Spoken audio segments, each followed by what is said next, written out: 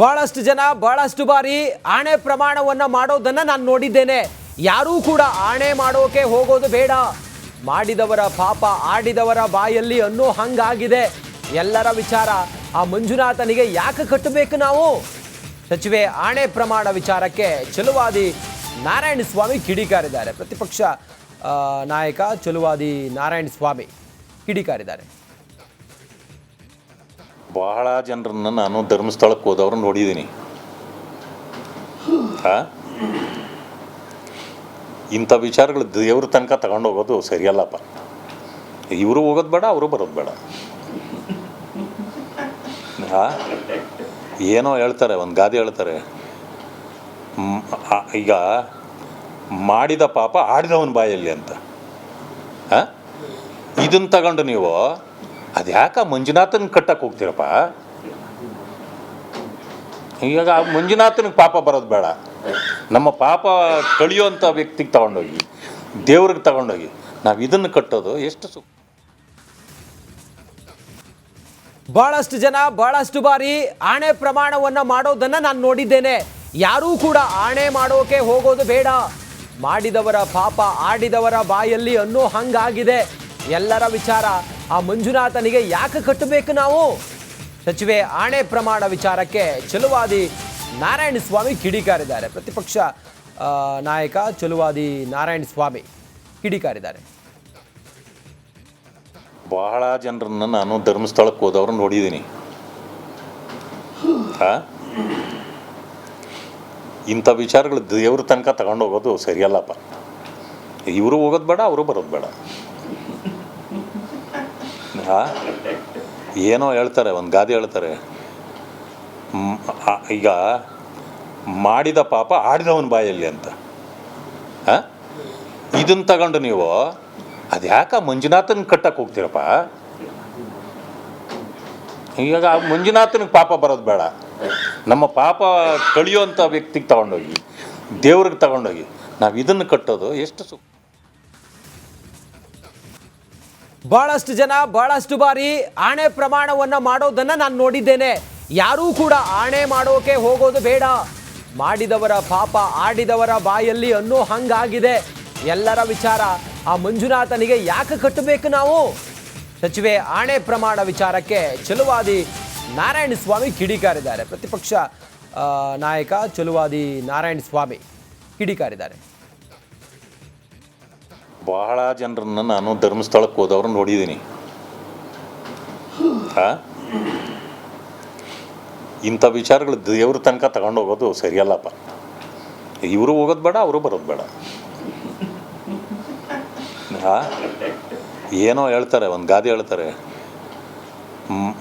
ಈಗ ಮಾಡಿದ ಪಾಪ ಆಡಿದವನ ಬಾಯಲ್ಲಿ ಅಂತ.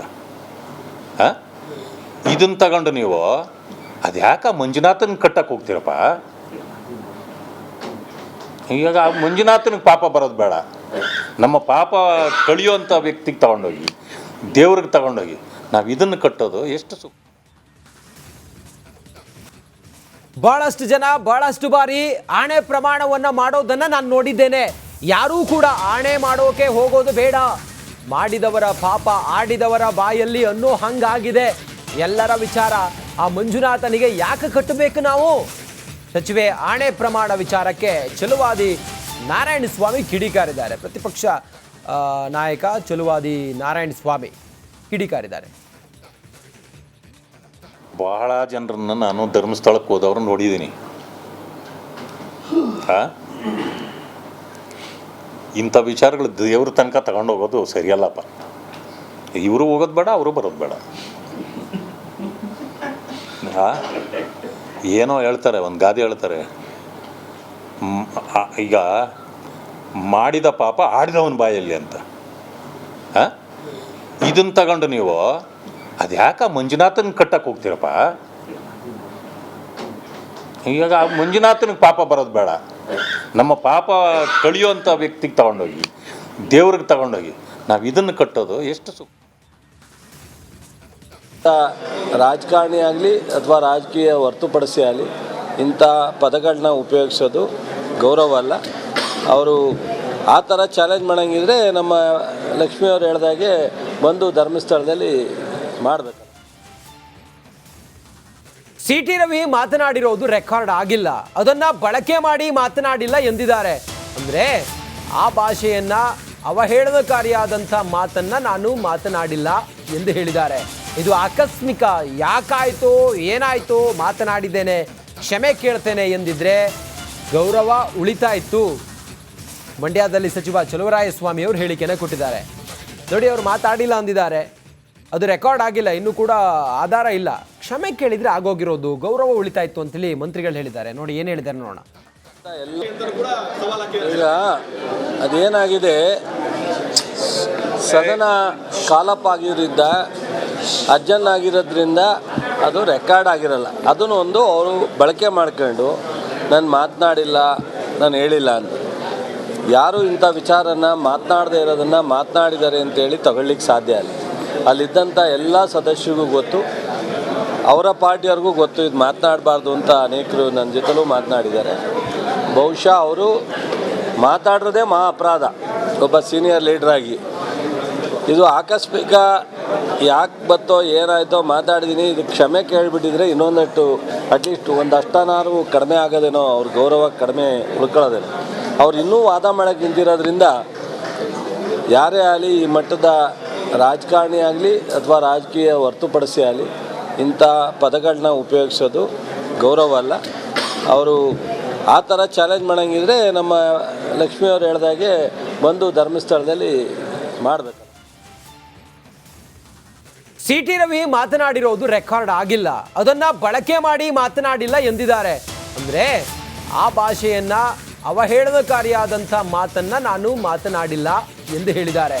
ಇದು ಆಕಸ್ಮಿಕ, ಯಾಕಾಯ್ತೋ ಏನಾಯ್ತೋ ಮಾತನಾಡಿದ್ದೇನೆ, ಕ್ಷಮೆ ಕೇಳ್ತೇನೆ ಎಂದಿದ್ರೆ ಗೌರವ ಉಳಿತಾ ಇತ್ತು.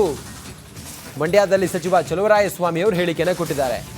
ನೋಡಿ, ಅವರು ಮಾತಾಡಿಲ್ಲ ಅಂದಿದ್ದಾರೆ, ಅದು ರೆಕಾರ್ಡ್ ಆಗಿಲ್ಲ, ಇನ್ನೂ ಕೂಡ ಆಧಾರ ಇಲ್ಲ, ಕ್ಷಮೆ ಕೇಳಿದರೆ ಆಗೋಗಿರೋದು, ಗೌರವ ಉಳಿತಾ ಇತ್ತು ಅಂತೇಳಿ ಮಂತ್ರಿಗಳು ಹೇಳಿದ್ದಾರೆ. ನೋಡಿ ಏನು ಹೇಳಿದ್ದಾರೆ ನೋಡೋಣ. ಈಗ ಅದೇನಾಗಿದೆ, ಸದನ ಕಾಲಪ್ಪಾಗಿರೋದ್ರಿಂದ ಅಜ್ಜನ್ನಾಗಿರೋದ್ರಿಂದ ಅದು ರೆಕಾರ್ಡ್ ಆಗಿರಲ್ಲ. ಅದನ್ನು ಒಂದು ಅವರು ಬಳಕೆ ಮಾಡ್ಕೊಂಡು ನಾನು ಮಾತನಾಡಿಲ್ಲ, ನಾನು ಹೇಳಿಲ್ಲ ಅಂತ. ಯಾರು ಇಂಥ ವಿಚಾರನ ಮಾತನಾಡದೇ ಇರೋದನ್ನು ಮಾತನಾಡಿದ್ದಾರೆ ಅಂತೇಳಿ ತಗೊಳ್ಳಿಕ್ಕೆ ಸಾಧ್ಯ ಇಲ್ಲ. ಅಲ್ಲಿದ್ದಂಥ ಎಲ್ಲ ಸದಸ್ಯರಿಗೂ ಗೊತ್ತು, ಅವರ ಪಾರ್ಟಿಯವ್ರಿಗೂ ಗೊತ್ತು ಇದು ಮಾತನಾಡಬಾರ್ದು ಅಂತ. ಅನೇಕರು ನನ್ನ ಜೊತೆಲೂ ಮಾತನಾಡಿದ್ದಾರೆ. ಬಹುಶಃ ಅವರು ಮಾತಾಡಿರೋದೇ ಮಹಾ ಅಪರಾಧ ಒಬ್ಬ ಸೀನಿಯರ್ ಲೀಡ್ರಾಗಿ. ಇದು ಆಕಸ್ಮಿಕ, ಯಾಕೆ ಬತ್ತೋ ಏನಾಯ್ತೋ ಮಾತಾಡಿದ್ದೀನಿ, ಇದು ಕ್ಷಮೆ ಕೇಳಿಬಿಟ್ಟಿದ್ರೆ ಇನ್ನೊಂದಷ್ಟು